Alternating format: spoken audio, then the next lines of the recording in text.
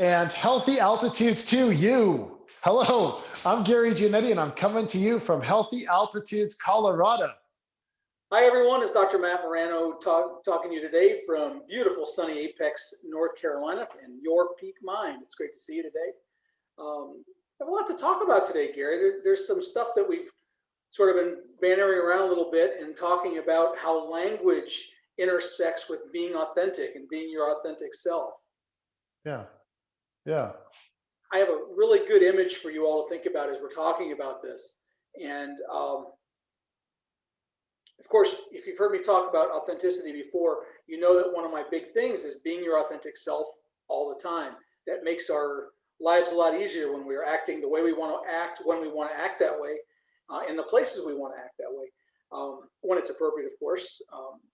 Sometimes we just want to walk out of a job or something, and that's not possible all the time, but you get the idea of being authentic. But where it comes to language and where it intersects with our language, I would ask you to think about, what are you conveying with just the words that you're using? And I'm not saying, Gary, that you've got to use 25-cent words all the time, or you can't swear ever or something along those lines. I'm just saying that what's the message that you want to convey when you're interacting with somebody? And the image I want to give you, just before we get into some of the specifics of it, is, have you ever seen Penn and Teller, like that show that they have called, what's it called, Fool Us? Yeah, I know what you mean. Yep. Where you try to trick them. Yeah. Actually, the concept is that new magicians come on stage and they do a trick, and Penn and Teller are watching to see if they can figure how they did it. And if they can, then the contestant doesn't win. But if they don't, then they get a trophy that says, fooled us, or whatever it says. Anyway, the reason I bring it up is just to bring you the image of Penn and Teller in general. And if you ever watch those guys interacting and doing their own magic, one of them talks a ton, right? Just has a ton of words. Teller, right? Yeah, no, is it Penn Jillette? I can't remember the big guy. Yeah. Yeah, the tall guys. That sounds like we're incredible, and even talking about this, not remembering the guys' names, but I never could keep them straight. The point is the short guy never says a word, but his expressions are priceless. He conveys a lot of information just by what he's doing without even saying a word. Meanwhile, the other guy is just, he's talking a lot. So I bring that up to you in terms of whenever you're talking to somebody, or with a loved one, or with a business constituent, what are you saying? How are you saying it? If you're online a lot, like a lot of us are these days, what are we saying when we're talking? And maybe we're one of these people that swear a lot, F-bombing every 5 minutes. Gary, do you know people like that? Oh yeah, all the time. Yeah. There's people who swear all the time in fitness, and it drives me crazy, only because, we try to help motivate people. Swearing can motivate people or demotivate people. And, I've even had clients who their religion, doesn't favor swearing. And if you were to swear at them, or swear with them, or just swear in general, they find it very coarse to their ears. If I were to sit here and just say, all right, we're going to fucking talk about this shit right fucking now. We're going to fucking talk about this, that. We're going to talk about that. Let's do 5 fucking reps. Fuck this, fuck that, fuck. Like, people get, the point is lost, right? You're just like, why did he swear that much? The point gets lost. But if I say, okay, let's do 4 push-ups, you know what to do. It's simple, right?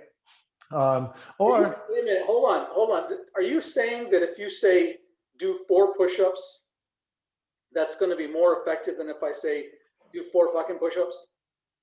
Well, no, I mean, that is way more effective, because those push-ups are different.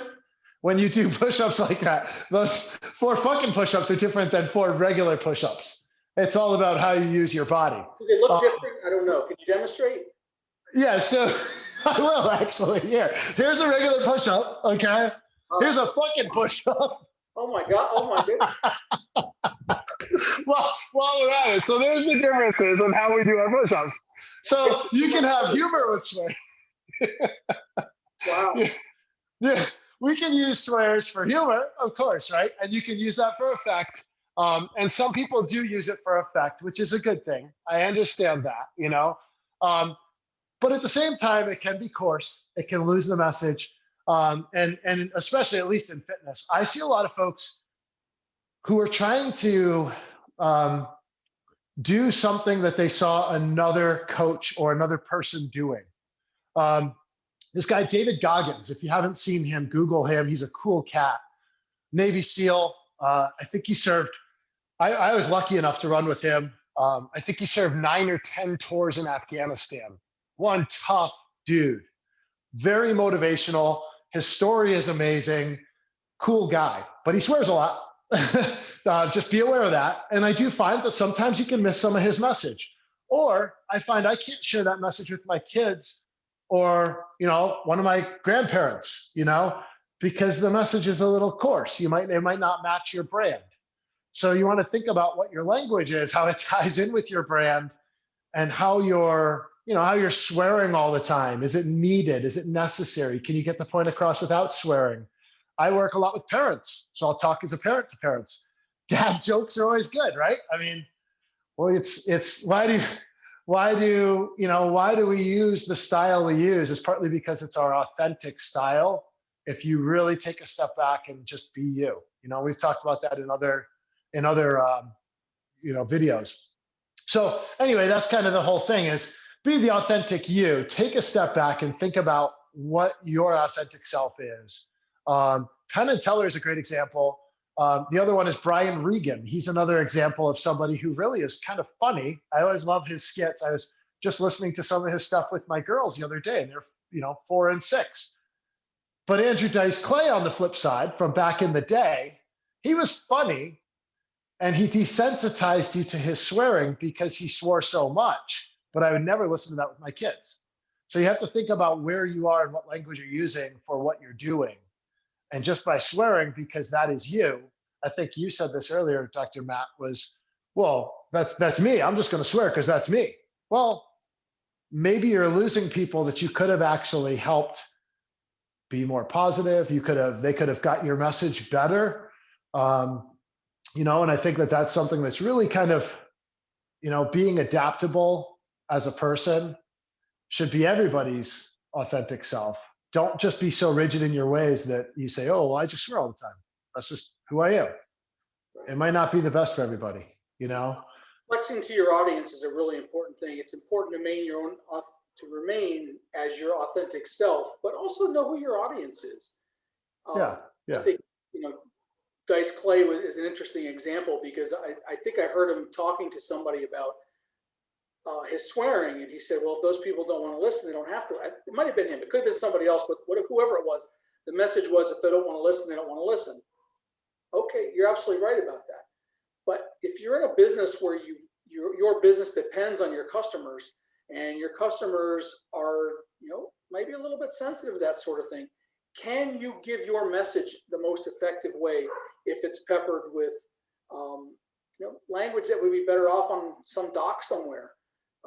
And believe me, I'm not against it. You can say whatever you want. That is your authentic self. That's fine. But understand that those messages also carry ramifications with it. Believe me, I've been in as a former football coach, I've been around a lot of people that swear and a lot of locker rooms and things like that. That's okay. But like I tell my kids, think about the message that you want to convey. Is the message going to be better or more effective by swearing, or is the message going to be diluted somehow because you're just using language that not a lot of people really want to hear? Or maybe you're talking to a big group of people that swear all the time, and if you don't swear, maybe you're not going to be heard because they don't think you can speak their language. Understanding your audience, understanding who you are, and staying true to who you are, to me, that's the big message. So definitely not preaching against it or for it. I am thinking about the idea that you want to be authentic in all your circumstances. So you do you. That's what we're hoping that you take from this. That's the best thing you can do, right? Now, here's the flip side of that. What the fuck do you think our message was today, Dr. Matt? Now, if people want to comment, they can say what they think. Was the message better with the swear, me saying it as coarse as I just did, or you, Dr. Matt, saying it eloquently like you did, right? And I know where we stand because I've never sworn in one of these videos yet. This is our first one. We're going to have to write explicit content on the top of this one on the title. They get brought up on some FCC charge or something. Because No, YouTube doesn't censor any of that stuff, so we're good. We'll pop it on YouTube. They're good. This was mild for YouTube, but I think the other point there is: are there ways you can use humor too instead of swears? Or think about the old Steve Martin things, right? Like, his authentic self wasn't swearing either. He was physical. He was the guy who would like fall on the ground and just do dumb things, right? So that was my F-bomb push-up, if you like that one. But think about how you can physically do things differently as well to get that point across. And you don't always need to swear. And I think that's something I've seen a lot of these social media influencers. They're great people and they have good messages, but sometimes they're doing it all through social media.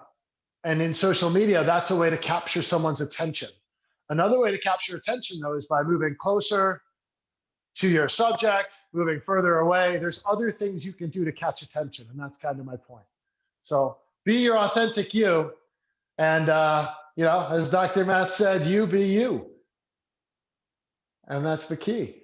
Yeah. So thanks for checking in, Dr. Matt. Thank you so much for taking the time, and I hope that you have a fucking amazing day. And thank you, Gary, and thank you all too for listening to this message today. And if you have any comments about it, make sure you put some of those things below so we can know that you're out there. And have a great week. Be active, eat well, and stay happy, not just for today or this week, but for your fucking life.